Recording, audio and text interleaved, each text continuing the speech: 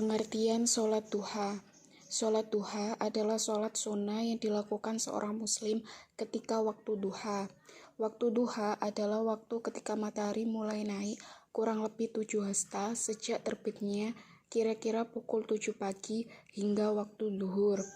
Jumlah rakaat sholat duha minimal 2 rakaat dan maksimal 12 rakaat dan dilakukan dalam satuan 2 rakaat sekali salam. Beberapa ulama terdahulu dan era sekarang banyak menjadikan sholat duha sebagai bagian dari amalan sehari-hari yang tidak boleh ditinggalkan. Salah satunya adalah Kiai Haji Muhammad Arifin Ilham yang menganjurkan jamaahnya untuk melaksanakan 7 amalan harian sunnah Nabi. Salah satu dari amalan tersebut adalah sholat duha.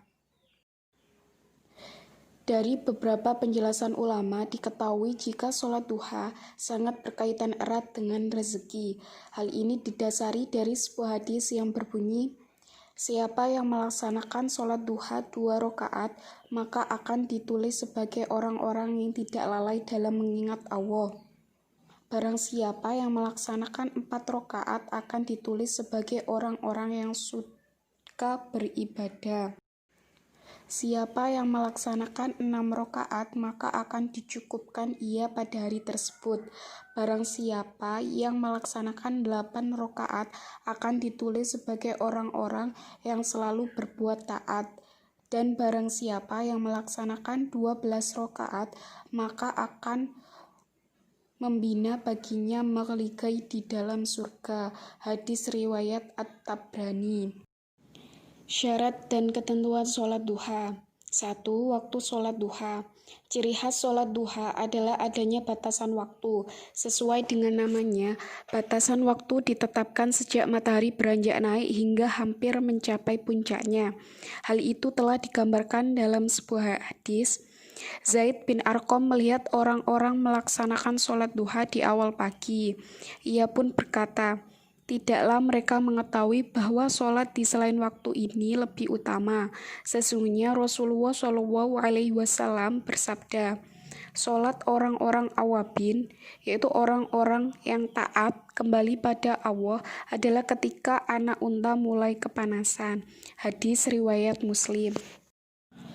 2. Jumlah rakaat sholat duha. Menurut pendapat yang kuat, sholat duha paling sedikit dikerjakan dalam 2 rakaat dan paling banyak 8 rakaat. Pelaksanaannya dibagi dengan salam setiap 2 rakaat atau sekaligus 4 rakaat. Namun, jika kamu melaksanakan sholat duha 4 rakaat sekaligus, jangan lupa untuk melakukan duduk tahiyat awal. Dengan demikian, pelaksanaannya mirip dengan sholat duhur, asar, dan isya. Sayangnya, pendapat tentang sholat sunnah 4 rakaat sekaligus sebenarnya bersifat do'if, yaitu lemah. Lebih afdol jika kamu mengerjakannya 2 rakaat sekali salam. Jika ingin 4 rakaat berarti harus 2 kali sholat, masing-masing 2 rakaat. Hal ini sesuai dengan yang telah dicontohkan Rasulullah, sebagaimana disebutkan dalam hadis berikut. Mu'adzab bertanya kepada Aisyah radhiyallahu anha, apakah Nabi SAW sholat duha? Jawab Aisyah, ya 4 rakaat dan beliau tambahi sesuai kehendak Allah. Hadis riwayat Muslim. Tata cara sholat duha. Pada dasarnya tidak ada yang membedakan sholat duha dengan sholat pada umumnya.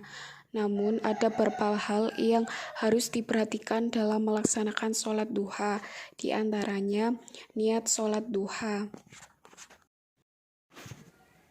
Pelaksanaan sholat duha pada dasarnya dilakukan sendirian, akan tetapi beberapa ulama memperbolehkan jika hendak dilakukan secara berjamaah. Sholat duha diperbolehkan dilaksanakan secara berjamaah berdasarkan kitab Fathul Bari, karya Imam Ibnu Hajar al-Ashqalani. Dinukilkan hadis Itban bin Malik radhiyallahu anha. Rasulullah SAW telah melakukan sholat duha di rumahnya, rumah Itban bin Malik. Lalu orang-orang berdiri di belakang beliau dan mereka pun sholat bersama beliau. Doa sholat duha. Secara khusus, Rasulullah tidak mencontohkan doa khusus untuk dibaca usai melaksanakan sholat duha. Namun, beberapa ulama telah merumuskan dan menganjurkan membaca doa ketika selesai mendirikan sholat duha. Berikut salah satu doa yang seringkali kita sudah membaca selepas sholat duha.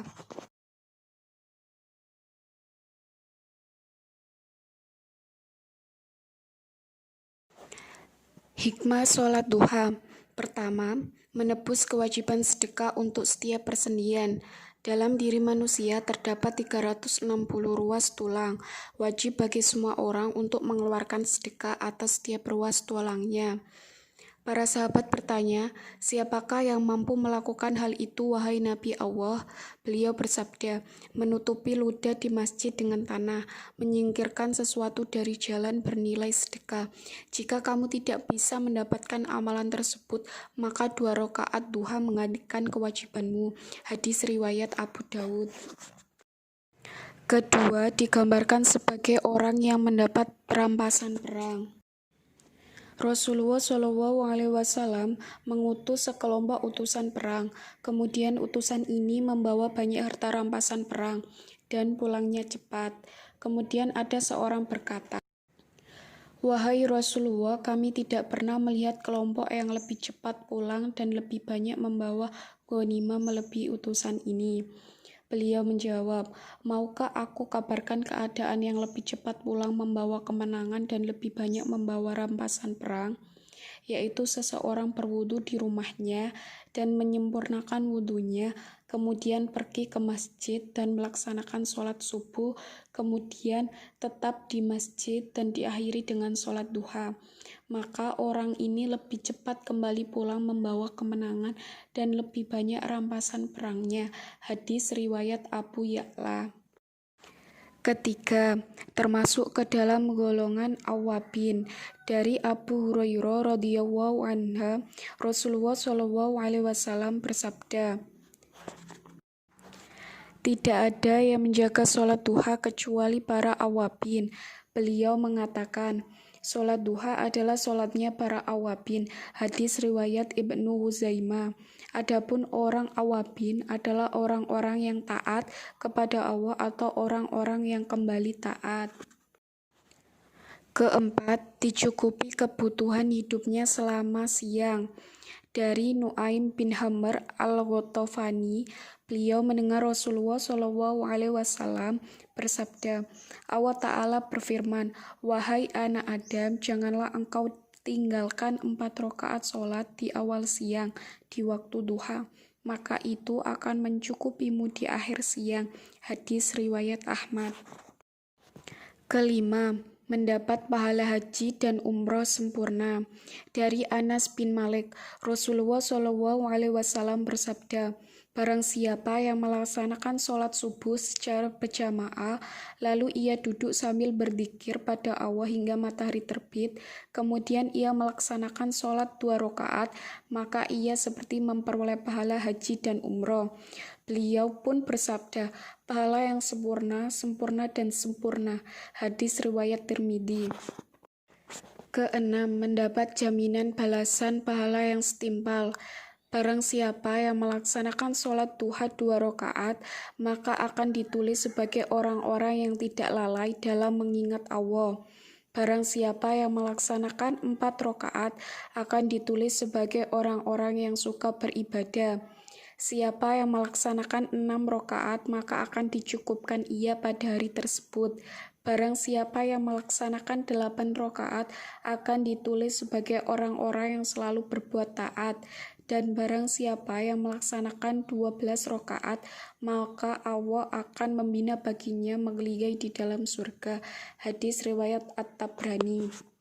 Demikian penjelasan seputar sholat duha dan berbagai hikmah serta pemahamannya. Semoga bisa menjadi sebuah motivasi tambahan bagi kita semua, sehingga senantiasa bersemangat dalam beribadah kepada Allah Subhanahu wa Ta'ala.